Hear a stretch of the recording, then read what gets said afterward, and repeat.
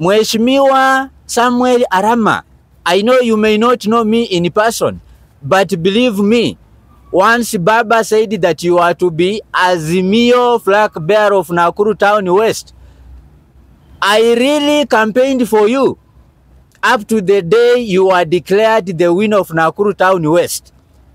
And therefore, I'm so disappointed to have seen you, a person whom I expected to lead the troops in Nakuru to preach for peace amongst the people. I saw you. Your picture was trending. You are carrying a gun. And a news reaching my desk as Bunge la Mwananchi Nakuru and youth leader Nakuru is that you actually threatened to shoot the peaceful protesters. Bunge Riap, Bunge Tibim, thank you very much. Now, this afternoon, I say thank you very much to the members of the press and Bunge la Mwananchi fraternity, especially the officials who are present here this afternoon. As you have heard, my name is Mr. Robert Makoha Wangoho, and I'm the youth leader. I'm the official elected president Bunge la Mwananchi Nakuru. We are here for a purpose, because anywhere you see 2 or 3 knowledgeable people converging, they have something to share, something that is meant to develop the country. You'll allow me to appreciate the presence of our friend and the leader and the founder of the Sufuria movement, one Mr. Obungu Owich, all the way from Kisumu to come and stand with us. Clap for him.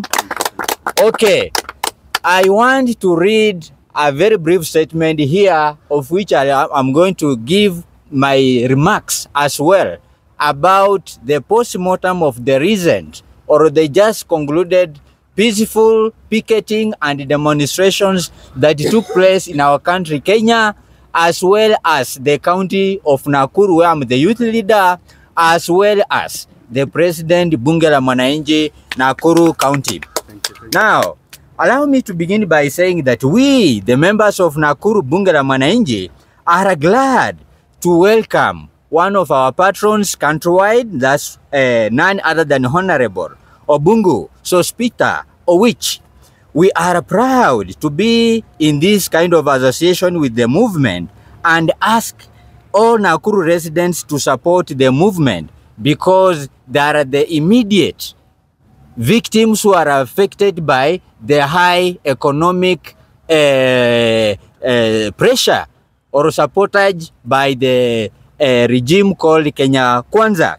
We have therefore come together as a people to speak out our minds without any kind of intimidation, coercion, or cheap threats from the one government led by one William Samoei Ruto.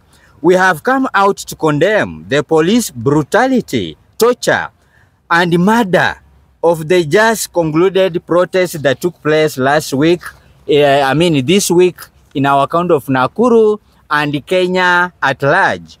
We therefore want to appreciate the peace that we have enjoyed here in Nakuru and wants us to stay without any kind of commotion arising from our people. As residents of Nakuru, we are surprised that the police or our police have resorted to the use of force against the innocent and unarmed civilians who are just out there to do anything bad, but actually to exercise what is enshrined in the Kenyan constitution. Therefore, the work of the police, as a reminder to them, is to protect the people and even the property. But it is surprising that in the turn of the events, they are the ones who are eliminating the innocent citizens of Kenya. We have keenly followed the trend and realized that the profiling of the Luos and other tribes in Kenya, and especially Nairobi and Nakuru counties, in order to make them look as if they are goons, is alarming. And therefore, as a nation, who once has always have had or enjoyed peace amongst the people, having been a cosmopolitan area. We are so shocked from what we are actually hearing from the leaders led by one William Ruto, who is the head of state. Let us remind the government that demonstration is not a favor, but a right of every Kenyan as per its because it is enshrined in the Article 37. And currently we have about 9 casualties that are either in hospital or in the morgue, because we believe that Nakuru County alone, we lost 4 lives of the innocent citizens of Kenya who are not armed in any way. But because it had earlier been planned by one member of parliament, East and West, Nakuru East and West, we saw what happened.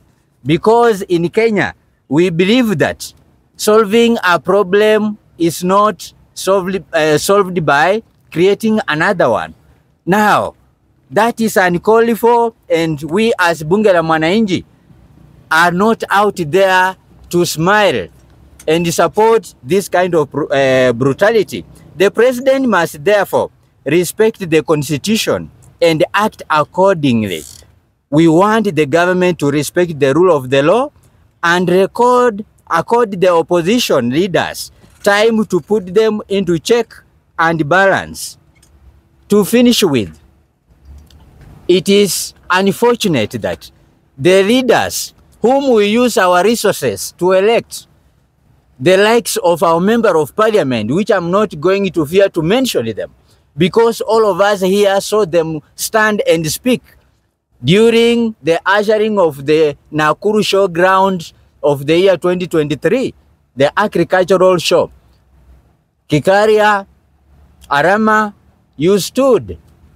And because we respect you, we thought that you are going to tell the citizens of Kenya the good things, the way you are going to monitor the security agencies to make sure that you are going to inform the police to guard the people.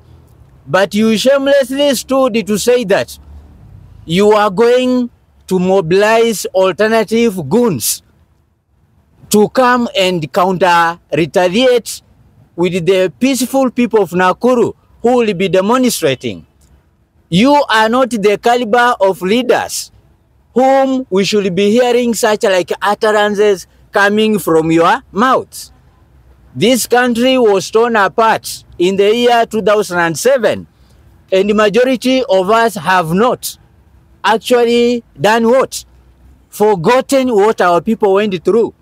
Now, Mheshimiwa Samuel Arama, I know you may not know me in person, but believe me, once Baba said that you are to be Azimio flag bearer of Nakuru Town West, I really campaigned for you up to the day you are declared the winner of Nakuru Town West. And therefore, I'm so disappointed to have seen you, a person whom I expected to lead the troops in Nakuru to preach for peace amongst the people. I saw you. Your picture was trending. You are carrying a gun. And a news reaching my desk as Bunge la Mwananchi Nakuru and youth leader Nakuru is that you actually threatened to shoot the peaceful protesters. Now, Mheshimiwa, nikuulize swali rahisi tu. Wewe umesimama showground, umesema ukiwa na rafiki yako David Gikaria, mumesema mtamobilize goons. Mumesema ati kwamba you are going to mobilize the goons wenye watakaunda wananchi wenye wanaandamana, hata hamujui kama watakuwa peaceful ama hapana. And then siku ya maandamano unashika bunduki. Ulishika bunduki ushuti watu ambao walikupigia wewe kura.